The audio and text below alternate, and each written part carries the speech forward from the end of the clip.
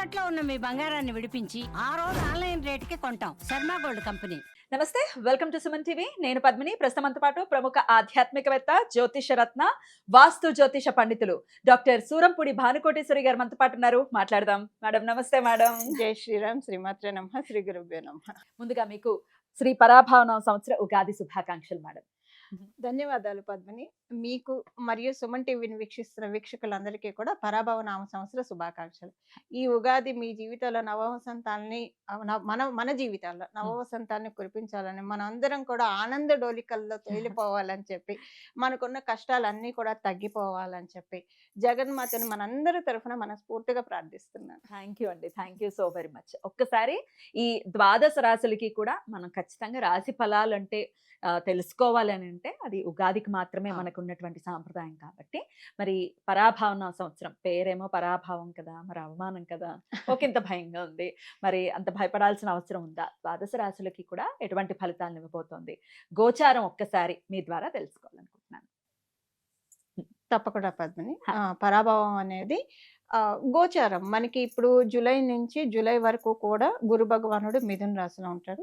జూలైలో మిథున రాశి నుంచి కర్కాటక రాశిలోకి వస్తారు. శనేశ్వరుడు మటుకు మీన రాశిలోనే ఉంటారు, శని మహారాజు. రాహుకేతువుల ట్రాన్సిట్ ఈ డిసెంబర్లో మారుతుంది, 2026 డిసెంబర్లో.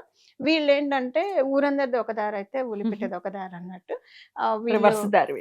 అనమాట. వాళ్ళు ఉండేది రిట్రోగ్రేషన్ లో ఉంటారు కాబట్టి కుంభం నుంచి మకరానికి, అలాగే సింహంలో ఉన్న కేతు భగవానుడు కర్కాటకానికి వెళ్తారు. బట్ ఇదేంటంటే ఒక మేజర్ ఇంపాక్ట్ అనేది డెఫినెట్ గా ఈ సంవత్సరము అన్ని సంవత్సరాలు వచ్చే మనకి ఉగాది ఫలితాలు ఒక ఎత్తు అయితే, డెఫినెట్ గా ఈ సంవత్సరం ఒక బ్యూటిఫుల్ థింగ్స్ అనేవి అందరి జీవితాల్లో ఉండబోతున్నాయి. అవమానం ఉంటుంది అన్ని రాశుల వాళ్ళకని కాదు, కొన్ని రాశులు అది మనం రాశి వారిగా మాట్లాడుకున్నప్పుడు ఏ రాశి వాళ్ళకు ఉంటుంది అనేది నేను స్పెసిఫిక్ గా చెప్తాను. బట్ ఇదేంటంటే ఈ గురు భగవానుడు కర్కాటక రాశిలోకి రావడం అనేదే అందరి జీవితాన్ని సువర్ణమయం. ఆయన ఏంటంటే మిడాస్ టచ్, ఆయన ఎక్కడ ఉంటే అందుకే గురుబలం గల వ్యక్తులు కూడా వాళ్ళ ఆరా ఉంటే అదేంటంటే వాళ్ళకి మిడాస్ టచ్ అయిపోతుంది అనమాట. సో అది గురుబలం, కేవలంగా గురుబలమే మిడాస్ టచ్. పట్టిందంతా బంగారం అనేది ఆయన ఇవ్వగలుగుతాడు. సో బంగారానికి కూడా బంగారం అనే లోహానికి అధిపతి కూడా. సో ఆయన కర్కాటక రాశిలో ఉచ్చ స్థానంలో ఉండడం అనేది ద్వాదశ రాశుల వాళ్ళకి, ద్వాదశ లగ్నాల వాళ్ళకి, 27 నక్షత్రాల వాళ్ళకి డెఫినెట్ గా ఒక అల్టిమేట్ టైం ప్రారంభం అవుతుంది. అద్భుతం. మరి ద్వాదశ రాశులకి కూడా పరాభావన సంవత్సరం ఎలా ఉంటుందో ఒక్కసారి మనం మొదలు పెడదాం. శ్రీ పరాభావన సంవత్సరం సింహరాశి వారికి ఎలా ఉండబోతోందండి? సింహరాశి, సింహ లగ్నాల్లో పుట్టిన వాళ్ళకి వీళ్ళకి ఏంటంటే ఈ సంవత్సరం జూలై నుంచి ఖర్చులు అధికంగా అవుతాయి. శుభకార్యరీత్యా ఖర్చులు అధికంగా అవుతాయి. వీళ్ళకి దూర ప్రాంతానికి వెళ్తారు, యాత్రలు బాగా చేస్తారు, తీర్థయాత్రలు బాగా చేస్తారు. తీర్థయాత్రలు అని కాకపోయినా కూడా ఏదన్నా ఒక పని మీద ఒక ప్లేస్ కి వెళ్ళాలి. సపోజ్ తల్లిదండ్రులు ఉన్నారు అనుకోండి పద్మిని, వాళ్ళ పిల్లలు ఫారెన్ లో ఉన్నారు, వీళ్ళు ఎప్పటికప్పుడు వెళ్ళాలనుకుంటున్నారు, వీసా ఇష్యూస్ వల్ల వెళ్ళట్లేదు అనుకోండి, ఈ సంవత్సరం దానికి కర్టన్ రైజర్ అవుతుంది. ప్రశాంతంగా వెళ్ళేసి వస్తారు. ఇదేంటి వీసా ఇంత సులువుగా అవుతుందా, అంతకు ముందు అసలు వీసా వస్తుందా మాకు అని అనుకున్న వాళ్ళు కూడా ఇంత సింపుల్ వాళ్ళే చెప్తారు. బయట ఎవరైనా టెన్షన్ పడుతుంటే సింపుల్ గా అయిపోతుందండి టెన్షన్. ఎందుకంటే వీళ్ళు పాపం ఆ టెన్షన్ ఫేస్ చేసి ఉంటారు కదా. మన సనాతన ధర్మంలో ఉన్న గొప్పతనం ఏంటంటే పగవాడికి కూడా ఈ కష్టం రాకూడదు భగవంతుడు అని మనం అందరం అనుకుంటాం కదా. అంటే ఎంత మానవత సహృదయం ఉంటే మనందరం అలా అనుకుంటాము. బాగా అయిందని ఎప్పుడు పగవాడికి కూడా రాకూడదు అనుకుంటాం. అలా వీళ్ళు పడ్డది వాళ్ళకి పడకూడదు అని చెప్పేసి చెప్తారు కదా. సో అది వాళ్ళకి ఈ సంవత్సరము అన్నిటికీ కర్టన్ రైజర్. 12వ స్థానంలో గురు భగవాన్ ఉంటూ షష్ఠ స్థానం మీద దృష్టి పెట్టడము. షష్ఠ స్థానం అంటే షడ్రిపుస్ అని చెప్తుంది జ్యోతిష శాస్త్రం. మనకున్న అరిషడ్ వర్గాలన్నీ కూడా షష్ఠ స్థానం నుంచి ప్రైమరీ డిటర్మినేషన్ మనం చేస్తాము. మళ్ళీ ఇందులో మనకి రోగాలు అష్టమ స్థానం విడిగా స్క్రూటినీ చేసేది మళ్ళీ విడివిడిగా ఉంటుంది. బట్ మేజర్ గా ఒక పోర్ట్ఫోలియో అంటే 6th హౌస్ అని చెప్తుంది. ఆయన 7th ఆస్పెక్ట్ తోటి 6th హౌస్ అని చూడడము ఈ సంవత్సరము అరిషడ్ వర్గాలతోటి, అంటే అంతర్గత శత్రువులతోటి లేదా బయట ఉన్న ఇబ్బందులతోటి పోరాడకుండా పోరాటాలకు అతీతంగా తీసుకెళ్తూ ఉన్నాడు గురు భగవానుడు. మోక్షాన్ని ఇస్తున్నాడు. కష్టాల నుంచి మోక్షం. ఉమ్. 12వ స్థానం అంటేనే మోక్షం. మోక్షం అంటే అన్ని వేళలా మోక్షం అనేది మన సోల్ అనే ఉండదు. మనం ఇప్పుడు గృహస్థాశ్రమ ధర్మంలో ఉన్నాము. ఉమ్. సో ఇదేంటంటే మన కష్టాల నుంచి ఇప్పుడు ఏంటంటే కష్టాలన్నీ కష్టాలు అనుకోండి, దుఃఖం అనుకోండి, ఇబ్బందులు అనుకోండి, టాటా బాబాయ్ చెప్పే టైం ఇది. ఉమ్. గురు భగవానుడు 12th హౌస్ ట్రాన్సిట్ అనేది అలా ఉంటుంది పద్మిని. ఉమ్. అది మళ్ళీ ఇంకొకటి ఏంటంటే ఈ మోక్షప్రదాత అయిన కేతు భగవానుడు కూడా 12th హౌస్ లోకి డిసెంబర్ నుంచి వెళ్తున్నాడు. ఉమ్. 12th హౌస్ లో డిసెంబర్ లో ఆయన వెళ్ళడము, రాహు భగవానుడు 6వ స్థానంలో రావడము విపరీతమైన కాంపిటేటివ్ సక్సెస్ ఇచ్చేస్తారు. విపరీతమైన కాంపిటేటివ్ సక్సెస్ వస్తుంది. ఇక్కడ కేతు భగవానుడు 12th హౌస్ లో ఉండడము, కాకపోతే అష్టమ శని ఒకటే వీళ్ళకి కొంచెము ఇబ్బంది ఉంది. కాకపోతే ఈ సంవత్సరము ఏలినాటి శనిలో ఉన్న వాళ్ళు పద్మిని, అష్టమ శనిలో ఉన్న వాళ్ళు, అర్ధాష్టమ శనిలో ఉన్న వాళ్ళు అందరికీ, ఇంకా కంటక శని, వీళ్ళందరికీ కూడా రిలాక్సింగ్ పాయింట్. కారణం ఏంటంటే జూపిటరు నవమ దృష్టితోటి ఆ స్థానాన్ని మీన రాశిని చూడడం అనేది వీటన్నిటికీ చెక్ అవుతుంది. కొంత బ్రేక్ పడుతుంది, కొన్నాళ్ళు ఒక రిలీఫ్ అనేది ఖచ్చితంగా రిలీఫ్ అవుతుంది అనమాట. ఇప్పుడు ఏం చేస్తాడంటే గురు భగవానుడి తత్వం ఏంటి, ఇప్పుడు మనకి ప్రతిదీ కూడా మనకు కావాలి, నీళ్లు మనకి కావాలి, కానీ అలాగని వరద బీభత్సం వస్తే ఆ నీళ్లు మనకి పనికి రావాలి. అప్పుడు మనం ఏం చేయాలి, తెలివిగా ఆలోచించి ఇప్పుడు మన వాళ్ళు చేసినట్లే ఒక ఆనకట్ట వేస్తే ఆ నీళ్లు సంవత్సరం అంతా పనికి వస్తాయి. కావాలి నీళ్లు, కాకపోతే అది మనకి సరైన రీతిలో కావాలి. గురు భగవానుడు అది చేస్తాడు. నువ్వు వాళ్ళని ఇబ్బంది పెట్టకు. ఓకే, అష్టమ స్థానంలో ఉన్నావు, ఇబ్బంది అష్టమ స్థానంలో ఈయన దృష్టి పెట్టడం వల్ల ఆ ఇబ్బందుల్ని రివర్స్ ఇంజనీరింగ్ చేసి అష్టమ స్థానం ఇచ్చే పాజిటివ్స్ ని ఆనకట్ట వేసి వాటిని పాజిటివ్ గా మార్చి ఇస్తున్నాడు. వరద నీళ్లు రావడం అంటే కొట్టుకుపోవడం, దానికి ఆనకట్ట వేసి స్టోర్ చేయడం అంటే సంవత్సరం పొడుగుతా నీళ్లు వచ్చి పంట పొలాలు సస్యశ్యామలం అవడం. గురు భగవానుడు అదే చేస్తున్నాడు. సింహరాశి సింహలగ్నంలో పుట్టినాడు. ఎంత అందంగా చెప్పారు, అర్థమయ్యే రీతిలో. అద్భుతం. అయితే విద్యార్థులకు ఎలా ఉంటుంది ఒకసారి? కాంపిటేటివ్ సక్సెస్ హైగా ఉంది. సో విద్యార్థులకి సూపర్బ్ పీరియడ్, చాలా బాగా ఉంటుంది. కాకపోతే గురు భగవానుడు ఛాయ వీళ్ళ రాశి మీద ఉంటుంది కాబట్టి లాక్ ఆఫ్ అటెన్షన్ ఉంటుంది. గురు భగవాన్ ఏంటంటే ఎప్పుడు పరధ్యానంలో ఉండేట్టు చేస్తాడు. ఆయన రాహు ఉంటే రాశిలో లగ్నంలో విపరీతమైన అటెన్షన్ ఉంటుంది వాళ్ళకి.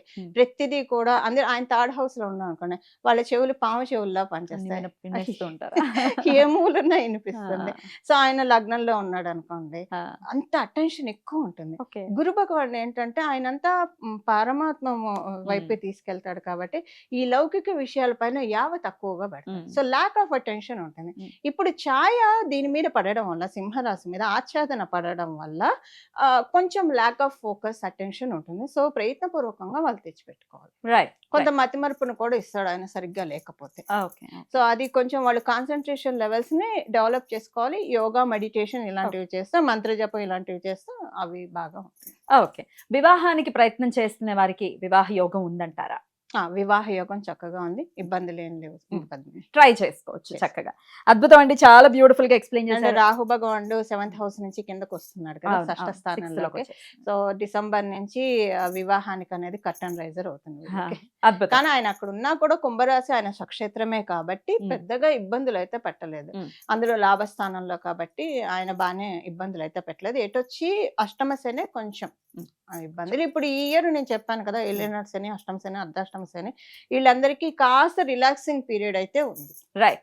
అయినప్పటికీ సంవత్సరం అంతా వీరు ఏ ఆరాధన చేసుకోవాలో ఒక్కసారి మీ ద్వారా పరిహారం పద్మిని.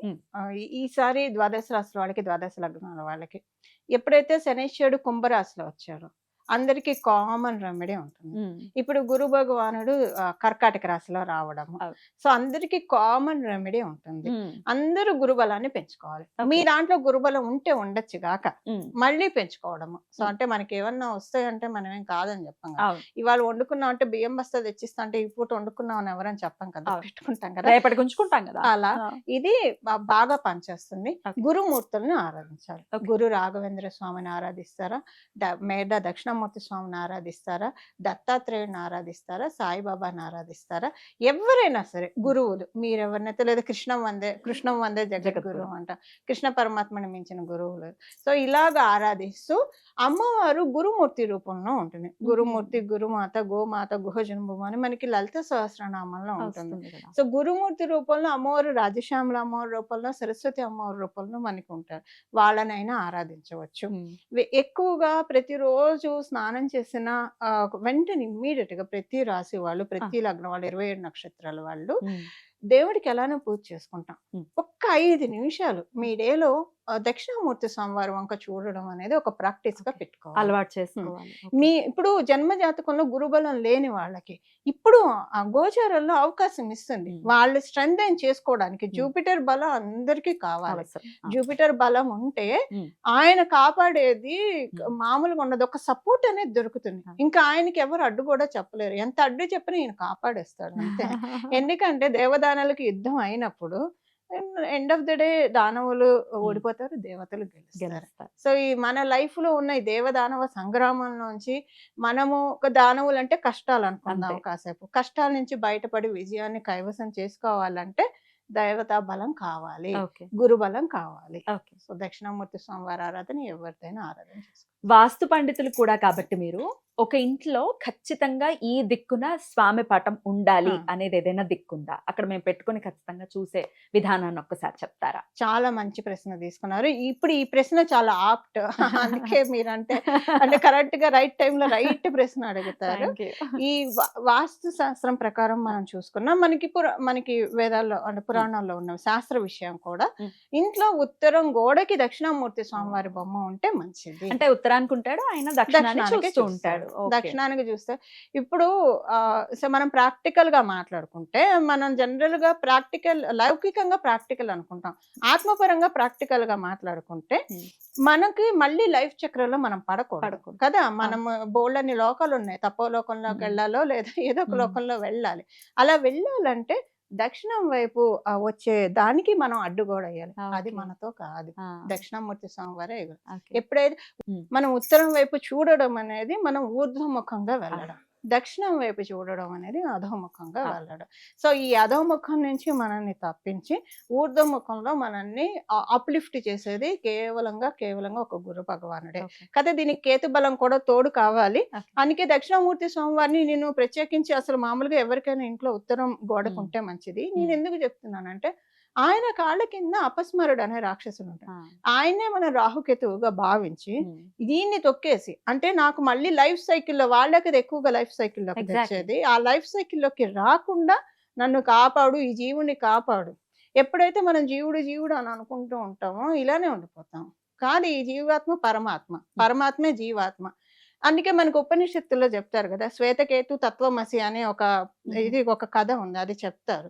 సో అంటే తత్వం మనం తెలుసుకోవాలి, అది మనకిచ్చేది కేవలంగా దక్షిణామూర్తి స్వామివారు. అద్భుతం. లేదా ఏ గురు రూపమైనా పెట్టుకోవచ్చు. ఉత్తర గోడకి మాత్రం ఖచ్చితంగా దక్షిణామూర్తి పటాన్ని పెట్టుకుని ఆయన్ని అసలు ఎంత సుందరంగా ఉంటారో, అంటే ఎంత ప్రశాంత చిత్తులై ఉంటారో చిన్ముద్రతోటి.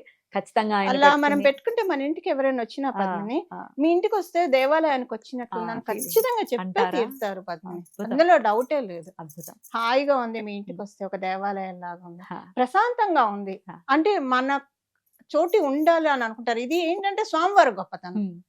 మనం ఆయన వంక చూసినా చూడకపోయినా ఆయన రేస్ మనకి పడుతూ ఉంటాయి, చూసారు. అది మనకి అసలు అలా చూసుకుంటే, ఆత్మతత్వంగా చూసుకుంటే, మన మనసులో మొత్తం ఇక్కడంతా కూడా నా చుట్టూ దక్షిణామూర్తి స్వామివారు ఉన్నారని మనం భావించుకుంటే మన ఒక బ్యూటిఫుల్ ఆరాలో ఉన్నట్టు. ఖచ్చితంగా చాలా అద్భుతంగా మాకు తెలియజేశారు. ద్వాదశ రాశుల వాళ్ళకి కూడా ఈ పరాభావన సంవత్సరం ఎలా ఉండబోతోంది అనేది సవివరంగా తెలియజేశారు. చెప్పినటువంటి పాయింట్స్ అన్నిటినీ కూడా వారి రాశి రీత్యా ఖచ్చితంగా దృష్టిలో పెట్టుకుని చాలా మటుకు మంచి యోగవంతమైనటువంటి సంవత్సరంగానే ఉండబోతోంది అనేది నాకు అర్థమైనటువంటి విషయం. అది గురు భగవానుడి చేత. సో అందరం కూడా సంతోషంగా ఉండాలి ఈ సంవత్సరం అంతా అని మనస్ఫూర్తిగా కోరుకుంటూ చాలా చక్కటి వివరణ అందించారండి. కృతజ్ఞతలు. నమస్కారం అండి. మంగళం. నమో భగవతే వాసుదేవాయ.